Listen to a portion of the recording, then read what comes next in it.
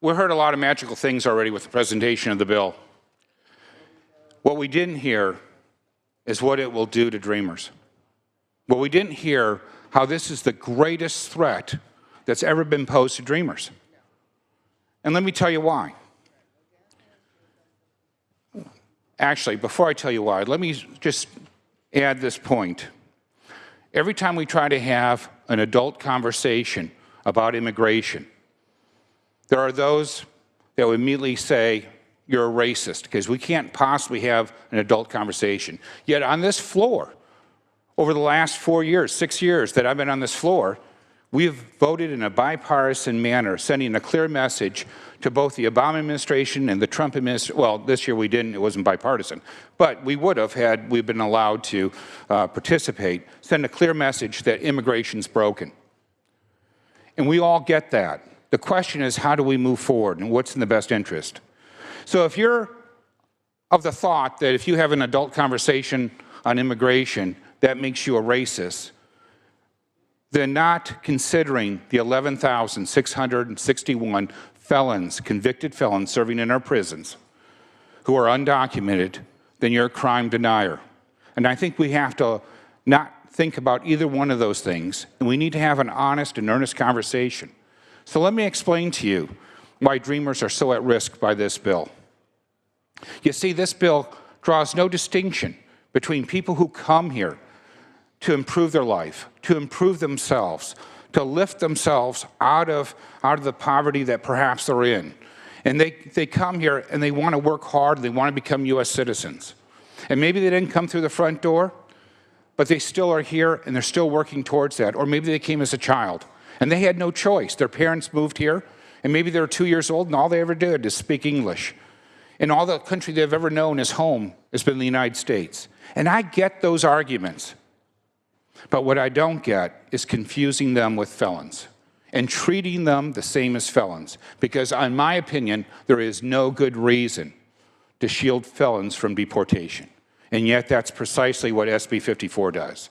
Now initially, SB 54 shielded all felons, and I want to thank the author because he's taken 2 amendments. Initially he took violent felons out, so that meant murderers weren't there. And later he took out serious, and that meant that child molesters and rapists were no longer there. But the bill isn't fully cooked. It still allows for human traffickers. If you're convicted and you're serving in our prison as a human trafficker, this bill shields you from deportation. If you have felony child abuse, this bill shields you. If you take hostages to prevent an arrest and you're serving in our prison, this bill shields you. If you have felony, if you were convicted of a felony and you had a hate crime enhancement, this bill shields you. Possession of restricted biological agents, and this bill shields you. If we were really serious about this, why wouldn't we just say no felons? You see, this bill continues to play hide the felon. It makes it difficult for ICE to identify these felons and deport them. It makes no distinction between people who come here to work hard to become U.S. citizens from those who come here to prey on others.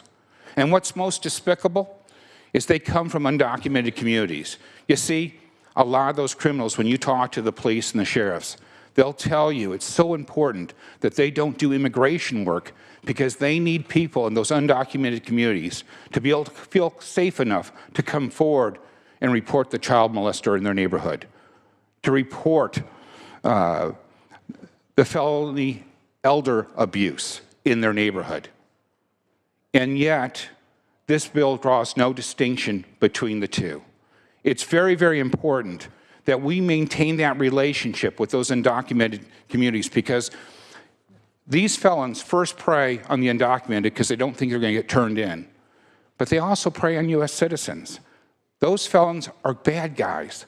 They should not ever become U.S. citizens. They deserve to be deported. And yet this bill continues to shield them. Now I get what the author's trying to accomplish. We get that, but this bill's not fully cooked. The second issue in it that to me is just so difficult is that when we shield those felons, and those felons are guaranteed to return to those undocumented communities, ICE has but one choice: to show up at the schools, to show up in the neighborhoods, to knock on the doors, door by door, looking for those felons. And I'll give you a great example. In January in Los Angeles, 150 warrants were issued for felons in those communities. And along the way, when they were looking for those felons, they picked up 19 people they didn't have felons for. Because when they showed up to the house and they knocked on the door and the felon wasn't home, they asked everybody in that house, do you have papers? Do you have papers? And if they were undocumented, they got collected. If you want to see more of that, then you should support SB 54. But if you don't want to see more of that, you should oppose it like I am. When you look at that, the second thing is, everyone keeps talking about how Trump's going to take the money. The fact of the matter is much of the money, $117 million that goes to public safety, that money comes from grants that you have to apply for. When you shield felons from ICE agents, you lose the ability to apply for those grants. Now, if you're thinking about your local police, or if you're thinking, Kevin, I hate for you to miss this. I'm getting to the good part. So, if you shield those felons and they return to the community, one, they're going to prey on their neighbors again like they did before, and two, it's going to force ICE into it. But there's going to be fewer officers on the street, fewer deputies on the street to protect everyday Californians. Ordinary Californians will have to live in fear because we're going to lose them. Just think about it. If you lose $117 million, and by the way, Secretary Sessions, when he talked about, or AG Sessions, when he talked about it, it was $4.1 billion nationally. And we know the lion's share of the money is spent here in California. We get $50.6 million to offset the cost of housing 11,661 undocumented felons. So when we lose that money, we can't turn around and say, we're not going to pay for that police car anymore. We can't say that we're not going to pay for electricity at the jails, the county jails. We're stuck still having to pay for all those fixed hard costs. The only cost that we truly have control over is labor. So eventually, we're going to lose officers off the beat. Those deputies and those officers, they protect us each and every day. And to lose more officers as we're allowing more felons to be released into our communities is the wrong direction. It doesn't serve dreamers. It doesn't serve any Californians, documented or undocumented. We talked about the task forces. There's lots of task forces that they're funded through federal monies. We may or we may not be able to have access to it. We heard the author say that he has changed and amended the bill to ensure that we have access to it, but M13 is a Mexican gang. If we have a gang task force who's focused primarily on an undocumented gang, how does that work? We don't know. So we could lose all that participation. You know, you all received a letter from the Sheriff's Association, the California State Sheriff's Association, and they have that concern. So if it wasn't in the bill, they wouldn't still be concerned, but it's still in the bill.